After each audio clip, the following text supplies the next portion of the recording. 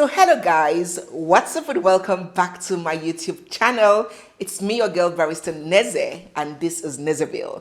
Guys, ever since I announced that I was expecting my fourth child, you guys have been showering me with love and plenty of congratulatory messages. And for that, I want to say thank you so very much. Let's not forget to follow me on my personal channel, Neze Peperempe, link in the description box and right in the comment section pinned up there, so you can come with me through that journey, beautiful journey that would climax to one big blessing. Amen. So welcome to our first episode of the crazy week that was with Barrister Neze. On this program, which I hope will be airing weekly, I will be giving us brief, juicy updates on all the news, interesting, controversial news on both print and social media that trended in the week that was. Oh yes, I understand that many of us may not be able to catch up on all the trending news that breaks out every day, and yet you're dying to know what's up and dying to stay updated and dying to stay trendy. So on this show, I'm going to be bringing us up to speed with the latest. So as I give you guys all this gist, don't forget to drop in the comment section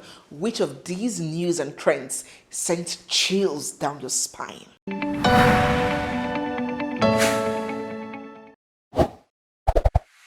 So in the week that was, we see that Dr. Justin Dean, the estranged of Nigerian dancer Kora Obidi, seems to have moved on. We'll recall that sometime in March of this year, Dr. Justin Dean came on social media suddenly and very unexpectedly to announce that him and Kora was getting a divorce. He blamed it on Kora being negligent, promiscuous, and verbally abusive. And boy, it came as a very huge shock, because at that time, Kora just had the baby who was only a few days old. And throughout the course of that pregnancy, we're always seeing them dancing together, whining together, peppering us on social media. So that was the last news that any of us was expecting. In fact, some people thought that there was a publicity stunt because Kora was about to publish a book then. So many of us suspected that that was just a gimmick to draw attention to them. But that was not so, because with every passing day and every passing post, it became clearer that the marriage of these two former lovebirds had indeed hit the rocks. So in the coming months, we will see Kora moving out of their matrimonial home, custody battles here and there, drama and allegations here and there, and all of that.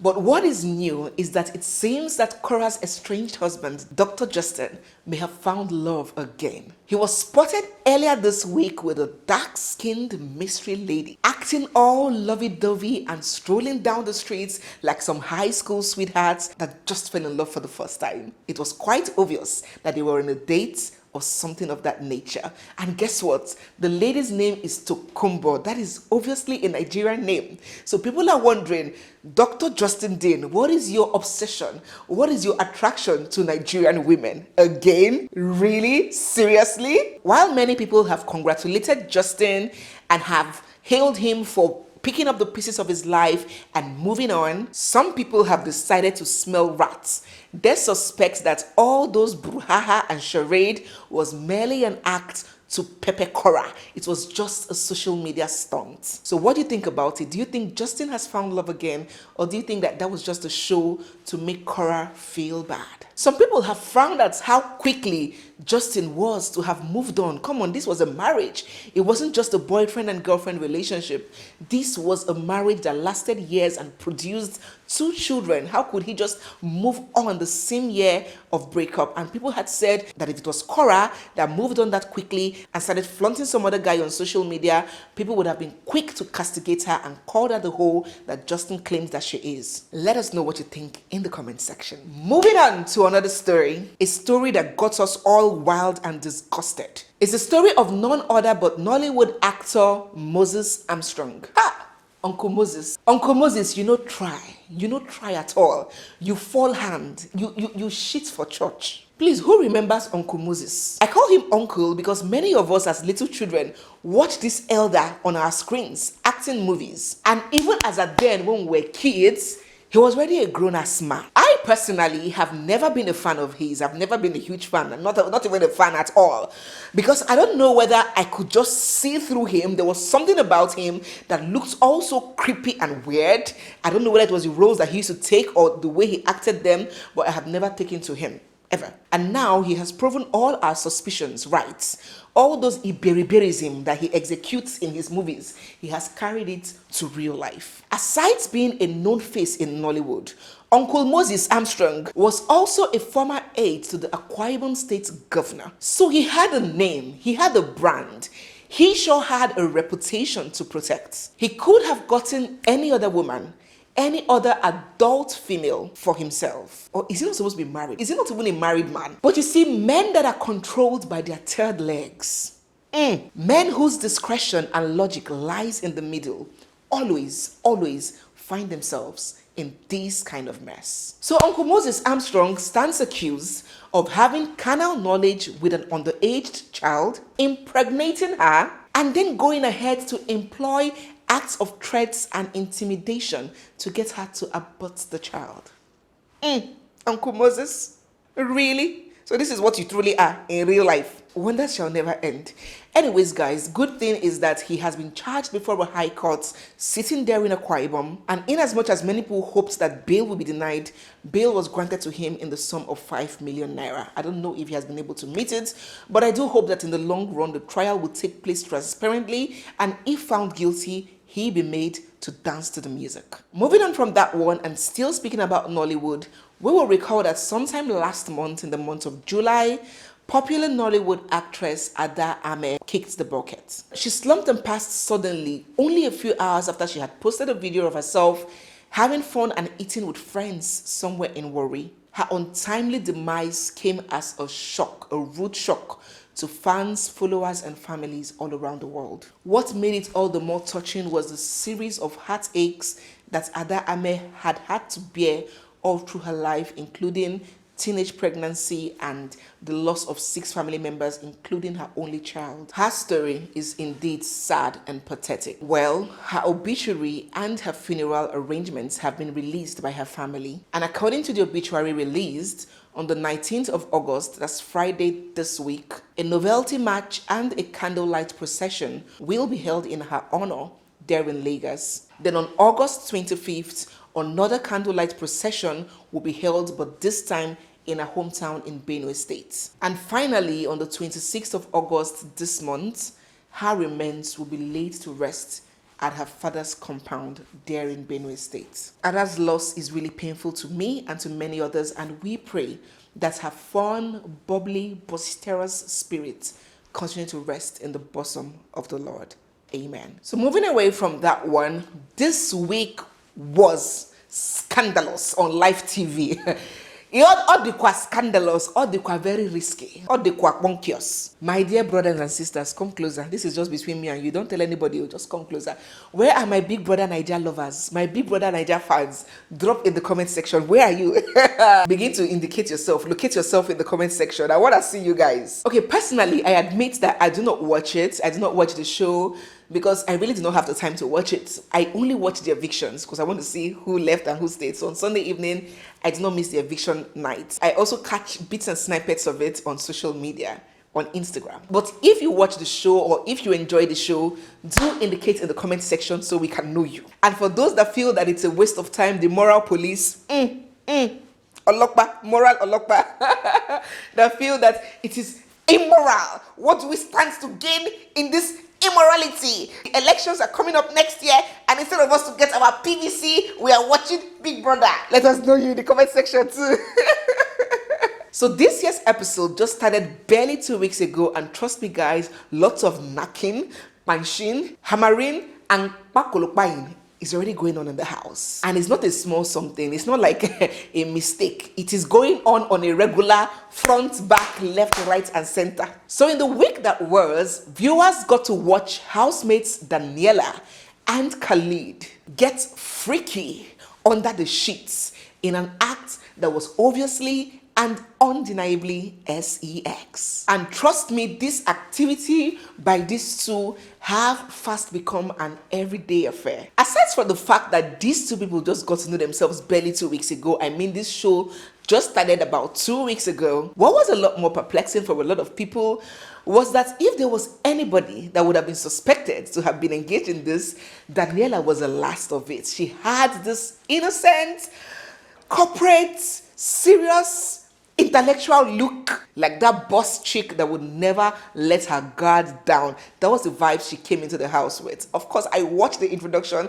I saw her on her straight hair, her jacket, looking like a nun that just escaped from the convent, looking so reserved and put together. Nobody would have thought that she was going to be the one to break the sex jinx and start the punching and hammering and quackery. And not to talk about Khalid, who is a Muslim, and a lot of people would have expected him to have, high moral standards, that religious kind of person. Nah, these two guys are going with it. Thrown caution to the wings. They have thrown caution outside. In fact, they didn't even throw caution out of the window. They have buried caution and, cemented the grave. Caution does not exist anymore in their dictionary. While some people have criticized their actions very heavily and be like, oh my God, this is the height of lack of self-control. Don't they have families? Don't they care that their mother and father is watching them? How can they come on live television? What about their children, their future in-laws? Don't they care about their reputation? They kept going on and on about reputation and morality. Some others have opinioned that these are two adults, consenting adults, and they don't owe anybody shit, okay? It was mutual, and they can choose to do what they want to do with their bodies, when they want to do it, and where they want to do it. And it is not our business. It is an adult show, rated 18, and you can choose to watch or you can choose to tune your television off. So what do you think about that? Do you think Khalid and Daniela's Sex on Live TV is part of being woke generation, or do you think that is a bit too much? Let us know what you think right in the comments section. So finally and lastly, on today's episode of The Crazy Week That Was with Barrister Neze is the story of our much loved but hardly controversial Tu Baba, aka Innocent Two-Face Idibia. I'm sure some of us are already aware that there's a rumor making the rounds that our darling Two-Face has done what some people claim is what he knows how to do best and has impregnated another woman, this time a banker. Really? So this whole rumor started when we were on our own, jejely. Like, we didn't ask Uncle Ino for any information. We were just on our own at home, drinking water, sipping coffee, and minding our business. We didn't ask him anything, no. Uncle Innocent took his phone and went on Instagram and posted this. Last, this is no stunt. I'm sorry for all the embarrassment I've caused my wife, my kids, my mother, and all our families and my management team. I'm not looking for no sympathy. I'm not trying to make myself look good. This is no reverse psychology bullshit. I simply just don't want to be that one that always apologizes. I've been a shitty father and a shitty husband and a shitty baby daddy.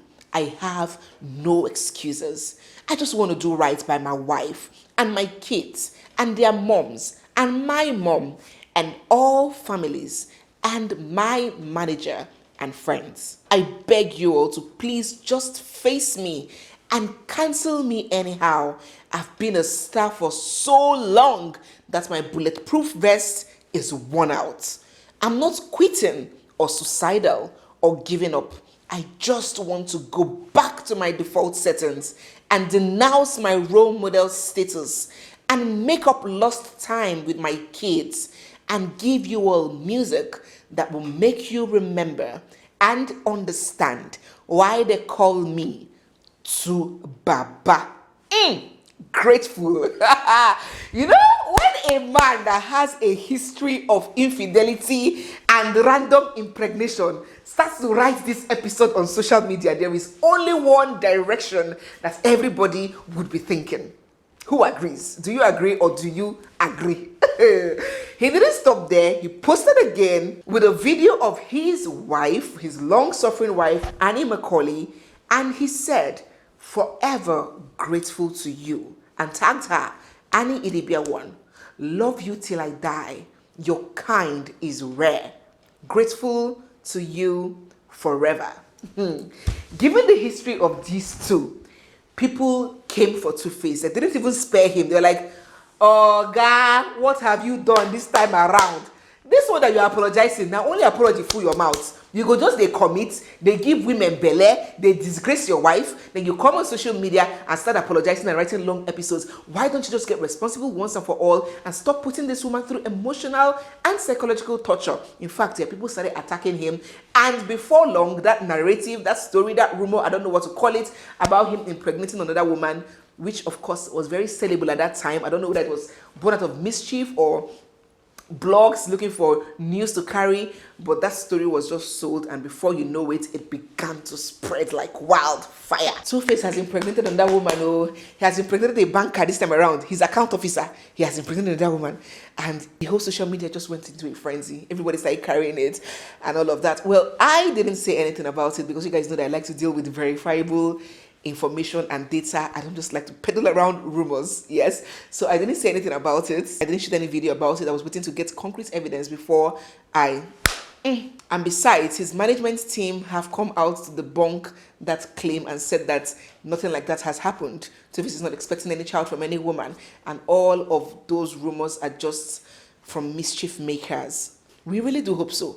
We really, really, really do pray so, because everybody on social media just literally pities Two-Face's wife right now, and we don't want any drama. The woman has been through a lot. But if these rumors are true and there are concrete evidences to support this claim, trust me that I will do my job to bring it to your notice. But for now, let us give Two-Face, our beloved, humble superstar, the benefit of doubt and assume that he is innocent. That innocent is innocent until proven guilty. And with that news, we finally draw the curtains on today's episode of the Crazy Week That Was with Barrister Neze. I hope you did enjoy our first episode. There's so much more coming your way. Don't forget to give this video a big thumbs up. Subscribe if you're not. Turn on your bell notifications. Drop in the comment section which of these news totally your body, or sweet you, or sent chill down your spine, or disappointed you, or left your jaws dropped. Let us know all of that in the comment section. So thank you so much, guys, once again for watching. It's me, your girl, Barrister Neze,